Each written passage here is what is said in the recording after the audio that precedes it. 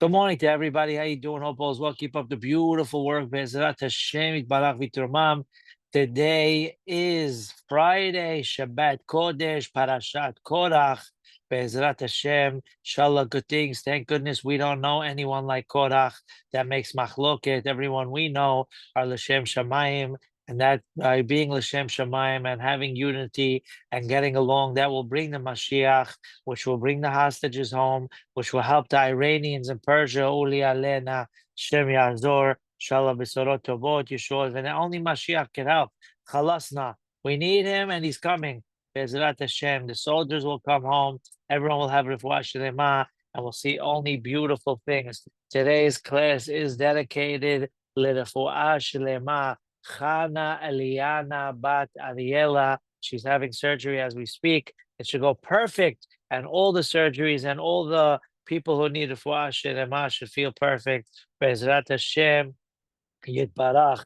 When we hear the word Korach, the first word, unfortunately, that pops into our mind is machloket. And that's the exact opposite of what Hashem is all about.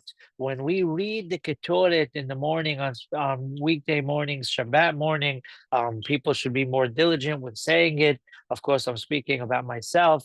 How Batya used to say, what is this thing? They just come in, say, Vayidaber and Hashem Melech. What happened to the korbanot? What happened to the ketoret, etc.? So we'll save that for another class. But when we get to the end of the ketoret, we have a bunch of beraitot and mishnayot, ezehu mikoman, that go over the laws of the korbanot.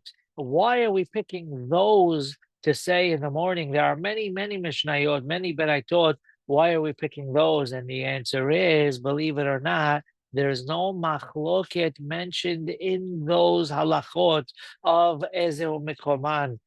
Even though the machloket is l'shem shamayim, still ahsan bela, it would be better not to have any machloket. We just learned in the Mishnah Yomit, kol machloket shehi l'shem shamayim sofa lekayema, right? Litkayem, it will continue. It's a good machloket. Shammai, Hillel, Abaye, Rava, all these are good mahlokot, but it would be even better without any mahloket. So we start off our morning that Hashem should answer our prayers with mentioning Mishnayot and Beraitot without any mahloket. This way, it paves the road of unity. We start off the Amidah with picking our hands up like this to show that we get along with everyone. This way, Hashem could take our tefillah and use it as one tefillah of Sibur, and it goes straight up to heaven. Now, we know there's always a connection between the previous parasha and the current parasha. What's the connection?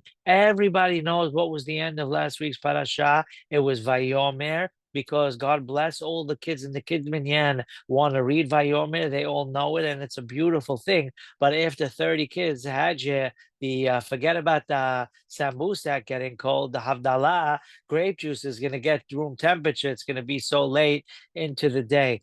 So at the end, we had a bunch of kids just looking at the Torah, and somebody pointed, and all the children read it. So Vayomer was at the end of last week's parasha, which speaks about Sisit. And this week's parasha starts off with the story of Korach. What's the connection? The answer is, we know the whole story of Korach. We're going to get there momentarily. However, one of the troublemaking things that he did was to go against Moshe with Sisit. He used to say, if we have a four-cornered garment, you have to put Sisit on it. If you have a polo by Ralph Lauren shirt with the little split on the sides, if that has four corners, how come we don't have to put Sisit on there, by the way? And the answer is, la tigre, grab that tiger. The answer is, if it would be open majority up from the shoulder, then you have to put Sisit. That's why they started selling some undershirt Sisit where the whole item is sewed and it's just open a little on the bottom. Technically, that's not a regular kosher pair of tzitzit, so inquire with your local rabbi. But long story short, if you have a four-cornered garment, you have a poncho from Mexico, and you want to wear it, the rule is you're not allowed to wear it since it has four corners, unless you make one of the corners round and then it has three corners, or you could put tzitzit on the poncho, unless it's made out of polyester or something. Long story short, when they put tzitzit, the Torah tells us in last week's parasha to put the petil techelet. We have a blue string. Of course, some people today do have the blue string, and we're hoping it's the right one, but we won't know if it's the right one until Mashiach comes. We only know where we're hoping that, like we said, it's the right one, but no one could be 100% sure that the blue string that we have today is the correct one. Do not, Shema Yisrael, go to the Arab shuk. I saw them selling, God should watch Eretz Yisrael and our people. They were selling pink talets with pink stripes with a pink string in it, green stripes with a green string in it, black stripes with a black stripe in it. So it is something, I don't know, you can't even wear a Purim, Shema Yisrael, but long story short, you put a blue string to remember the ocean, to remember the sky, to remember the Kisei Kavod. That's why all our grandpas used to wear the blue ring on their pinky in the old days, the turquoise, also Turkish coffee, but turquoise, because it reminds us of Hashem. You think of the sky, and when you think of Hashem, you're protected from the evil eye. So that's why they used to wear it in the old days. So Korach said, if we wear an entire garment that's blue with the techelet, why would we need the strings and the blue string? And that was one of his machlokot with Moshe, and that's the connection between the two parashiyot with Petir Techelet and the Techelet of Korach. Another thing that he used to say is, if you have sefarim in the home, you don't need a mezuzah because you have so much holiness and you have sefarim in the home. And obviously, that's 100% incorrect as well. Well, we know, let's go fast forward a little. There's a story in the Gemara. Rabbi Yoshua was walking in the desert and he sees a Bedouin.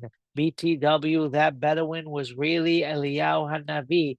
And he says, would you like to see the hole that Korach fell into with all his cronies and all his money and all his wealth? Would you like to see it? And he says, I thought the hole closed up. It did close up, but it stayed open, a tiny drop. And he says, let's go see. He takes him to the hole. You see smoke coming out. The Arab took a piece of wool. He took out his canteen. He put water on it. He put it on a stick. He just put it over the air of the hole and it turned into ash in 1 second. That's how hot just the air coming out was, Shema Yisrael. He told him, put your ear next to the hole, not obviously not on top of the hole, and listen to what you hear. And he hears all of Korach and his cronies screaming, Moshe emet, v'torato emet. Moshe is true, and his Torah that he brought down is true, and it was through him that Hashem gave us the Torah. And they said about themselves that they are the liars. And they're saying this is over 1,000 years after the story, and they're still in there, Shema Yisrael, the molten lava. And the rabbi asked the Bedouin, do you hear them saying that every day? He says, no, every 30 days, because just like in a pot of boiling noodles, the noodles go from the top to the bottom. So too, they come up to the surface every 30 days. Imagine what they're going through because they went against Moshe Rabbeinu for over 1,000 years. They're burning in magma and lava in Gehenna because they went against Moshe Rabbeinu. How did Korach go off the path? How did this happen? He was one of the greatest tzaddikim. Him and his family, they were the ones to hold the Aron Kodesh. Even though you don't hold the Aron Kodesh, no Seh, no Sav, it carries those who carry it. However, he was one of the lucky ones. Imagine, and he was Moshe Rabbeinu's cousin. Moshe was from Levi as well. And he was so holy, and Bezrat Hashem, believe it or not, the Arizal says when Mashiach comes, Korach is going to be a Sadiq. Sadiq Katamar Yifrach. When we say it tonight in the Mizmor, the last 3 letters of Sadiq Katamar Yifrach spells Korach, Kuf Resh Chet, because he's going to be a Sadiq and he's even going to be the Kohen Gadol. It's brought down after all that cleansing that he went through for all those years. he's going to end up being a Sadiq. But anyway, where did it come from? So number one, let's rewind now. Be kind and rewind. Yosef HaSadiq, he had all the money of the entire Middle East. He had more money than anyone. You put everyone's money together in the entire world, he had more money than that. And Yosef was so holy, who has shalit. He was the sholet on his Yesahara. He was so holy, he was able to tell when people gave money for food, he was able to tell, was the money made in a clip store, Haramiya.com, or was it made legally, or was it made iffy? And he took all the money and he divided it into three piles. Someone who stole money in one pile, someone who's 50-50. Heck, it's Mark Tiffany. I never said it's really Tiffany, whatever it might be. And then people who made money legally, Yishtabach Shemo La'ad. So now, unfortunately, the legal pile was the smallest pile. And unfortunately, the biggest pile was the illegal money. And Korach found that pile of Yosef's money, of the illegal currency. And believe it or not, everybody today admits there's something called energy. There's energy on people. There's energy even on items. There's good energy. There's bad energy. They did a study. They have these kind of cameras that you could tell what kind of energy is coming out of a person, negative or positive. And when they put on, you could see in the camera, it's red if it's bad energy, and it's green if it's good energy. And they saw a guy before tefillin had red energy coming out of him. And while he was wearing tefillin, green energy, believe it or not, coming out of him. So everything has energy, as we know, and everything has atoms moving 1,000,000 miles an hour. And if you pick up a sefer, you're not the same person anymore. The Hafetz Hayim tells us that. Imagine getting Jillian in the Knis. Long story short, the money that he found, yes, he found a ton of money and he became very wealthy. Whenever the rabbis want to say somebody was wealthy, they say Ashir Kekorach. He made Elon Musk look like a homeless. That's how much money he had. But the money had a taint on it that was illegally earned. And unfortunately, that evil aura was on the money and it had an effect on him. That was number one. And number two, once now he's prone because it had an effect on him, all you need is someone to keep harping to him and trying to convince him certain things. And he was very susceptible to that, and it worked. Unfortunately, there's not a rabbi in Dinya that won't say the pasuk in this week's parasha of Chochmat Nashim Banta Beta V'Yivela Biyadea Teharsena. If a smart woman builds her home, but the foolish, wicked woman destroys her home, guess what? Why are we saying that in this week's parasha? Shlomo HaMelech was way later, and the answer is he was referring to this week's parasha because we have a woman that was the wisest and the greatest in the parasha, and we have a woman that brought her entire family, entire wealth, entire everything down into that hole that the Bedouin showed the Chacham into Gehenna Gehenam Shema Israel. Who was the bad one? Korach's wife. Korach's wife used to tell him, Hashem gave you all this money. You think you're supposed to be in second place? You're supposed to be in first place. Moshe and Aharon were of course, the ones that Hashem spoke to. They were the leaders of Am Yisrael.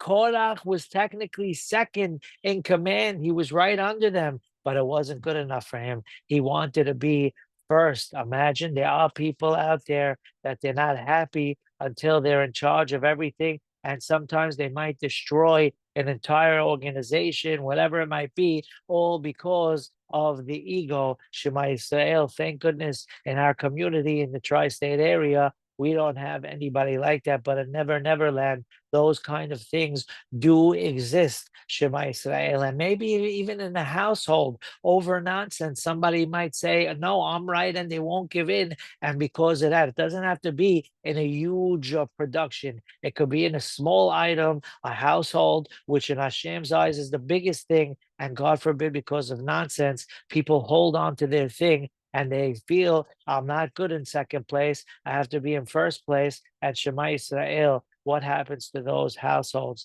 So she's harping him, she's instilling in him. It can't be that Moshe is really, look what Hashem did. One day he came home, the Levi'im had to shave off their heads and eyebrows, and he comes home and she says, you really believe this? You really think Hashem is talking to Moshe? You really think that he's not making this up? And little by little, it started to seep in, and together with the evil aura of the money, and together with the evilness of the wife, Shema Israel, he ends up going against Moshe Rabbeinu. Now, do not think that he walked around with tattoos, smoking a cigarette on Shabbat. He was a chacham, he was a tzaddik, and there were many people at the time that were contemplating or in safek who really is the true tzaddik, etc. It was a test for Am Yisrael, and he had a lot of followers, and some of the followers, what doesn't say their names in the Torah because they were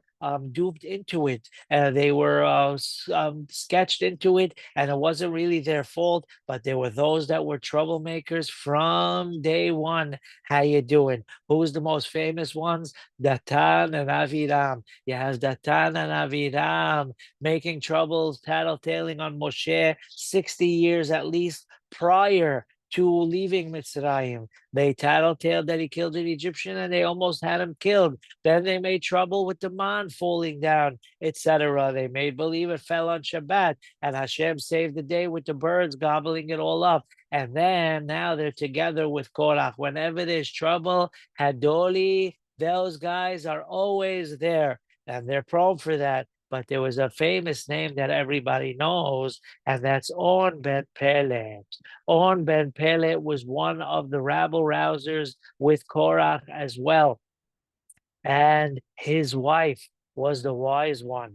His wife knew you mess with Moshe, you're going to get burned, literally, Shema Israel. And a wife that's wise, or a husband that's wise, or anyone that's wise, knows you can't force somebody to do something. You can't force a kid to eat Brussels sprouts. When you make a kid do homework, they hate homework, right? But if you do it in a roundabout way, in a wise way, that's how you get them to succeed. Well, as you always say, it's Dale Carnegie, you don't put strawberries on a fishing hook. You put worms, but I don't like worms, but they do. You have to give to the people who you want to attract what they want, not what you want. And boy, was she wise. And she's telling him, I don't think you should go. I think Moshe is correct, little by little. And he says, no, no, no, we're good. We're going to win. Watch and see, until it got out of hand. And Korach and Moshe come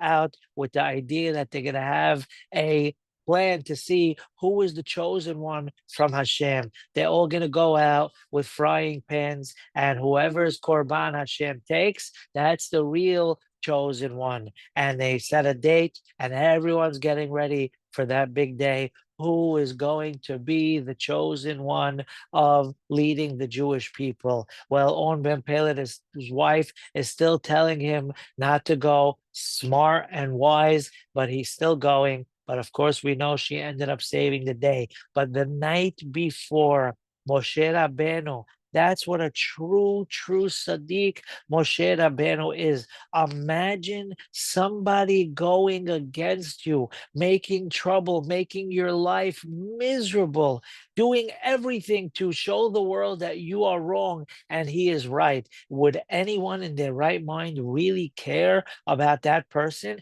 If he got hit by a car, chas v'halila, they would be dancing and singing. However, that's not true greatness. True greatness is being like Moshe Rabbeinu. Moshe Rabbeinu went to his house. He knew Hashem told him Korach is going to be punished in a major way. And Moshe, his cousin, did not want that to happen. Imagine he's making his life miserable. Moshe goes to his home the night before this whole drama is going to play out. And Korach's two sons were sitting at a table with Korach.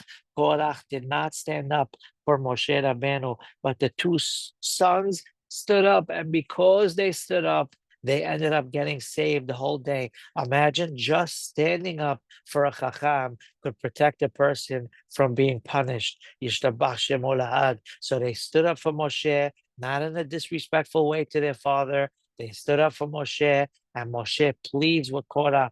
Korach, I love you. I don't want you to get destroyed tomorrow. And Korach said, you're double sketching me. You're just making a plan to go and say, I don't want you, so we don't have to go tomorrow. But you know you're going to lose Moshe Rabbeinu tomorrow, and you know I'm going to win. So we're going ahead with it. Moshe tried, but imagine just that alone, you see, is the greatest greatness ever possible.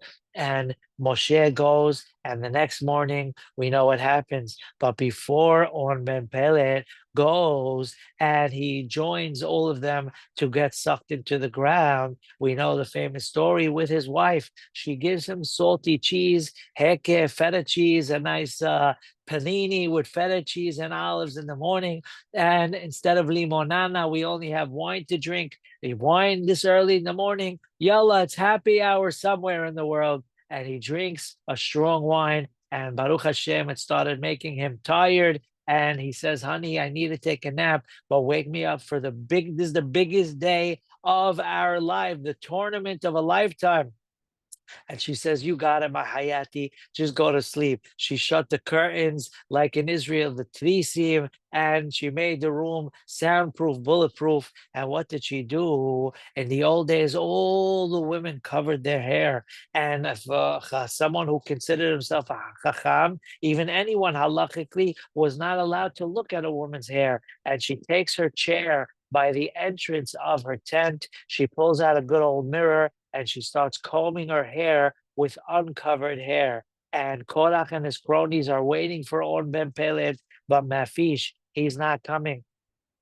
So they decided to go to his house. He's our head rabble rouser. He's going to be the vice president. YOLO, let's make this happen. And they go, but they see her. She's not covering her hair. So they can't go close to the house. They did not think, like we said, they're going against the Torah. They thought Korach was the greatest Sadiq. How can we go to a woman's home where she's not covering her hair? It reminds me of a story one time in Never Neverland. Of course, this would never happen in anywhere that we would know, but a fellow who learned in yeshiva, he had coffee every day. It kept him going. Baruch Hashem, what would we do without Juan Valdez? And he would need milk, and the yeshiva ran out of milk. So he had his own private milk in the fridge. So he bought one, and then he goes in the afternoon to make a coffee. And Baruch Hashem,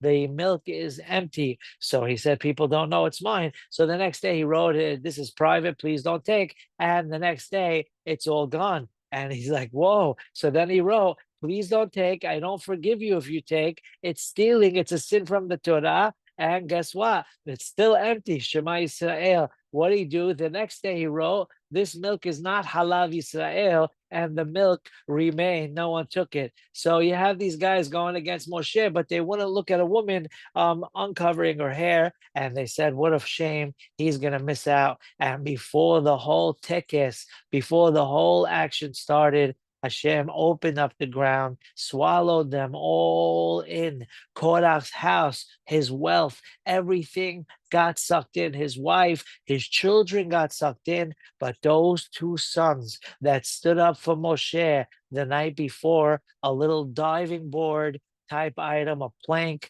comes out of the ground. They landed on it and they did not get sucked into the ground. And everybody, all those cronies got sucked in with their belongings. Even On Ben Pelet was in his bed and it was getting sucked in, but his wife was holding on to something, holding on to the bed, and she literally saved the day for her husband. And they all went into the ground, and the entire Am Yisrael realized that Moshe Emet, V'Torato Emet. Of course, Moshe is the true leader. And look, till today, we're learning Torah Moshe, Yishtabach Shemo La'ad. And like we said, thousands of years later, he was still burning in the fires of the underground, all because he went against Moshe. That's why it says in Pirkei Avot, you have people going against Chachamim for nonsense. Now, sometimes Chachamim, L'Shem Shamayim, as mentioned, might have a disagreement with one another, but then you have these cronies in between going and rabble-rousing and making trouble. Has v'halila. All we want to do is have peace. And if you have two great mountains fighting, L'Shem Shamayim, if somebody stands in between, they get crushed. One time, the Bub of a Rebbe in Borough Park, there was someone against one of the rabbis against him. So of course, all the Hasidim, and one decided to take the liberty of breaking his window at 3 o'clock in the morning. Shema Israel. The rabbi calls the glass guy, the window fixer, at 3 in the morning. He's like, Rabbi, what is this really you? Am I dreaming? He says, I need you to come to my house right now to fix the window. He said, we can't wait till the morning. He says, no, because if people know that happened, it will be a chilul Hashem. And a chilul Hashem is one of the worst sins in Judaism, making us look at how people are fighting against Chachamim. We know how horrible machloket is, and we know how the story ended up playing out. So yes, we have these two women. We have Korach's wife that destroyed everything, and we have On Ben Pelet's wife that did it in a roundabout way. If she would have stood by the door and started screaming, bloody murder, you're not going, God forbid, who knows what would have happened. He would have went yelling, screaming, Shema Yisrael, but she did it in a smart way. And if there's one thing we could take out of the parasha, besides, of course, how much Hashem loves shalom and he hates machloket, if there's one thing that we could take out, is how to get somebody to do what we want them to do. Yelling and screaming never works. Doing it in a roundabout way is what works. And look how she ended up saving her husband. Until today, we're singing her praises. And when Mashiach comes, we're going to see her. And like we said, we're going to see everybody. Be'ezrat Hashem. And the unity will get everyone to continue getting along forever. I hope everyone has the greatest day. Shabbat Shalom, Besorot Tobot, Yishuot V'Nehamot. May we hear good news and good tidings and happiness. Be'ezrat Hashem. Take care. All the best. Bye.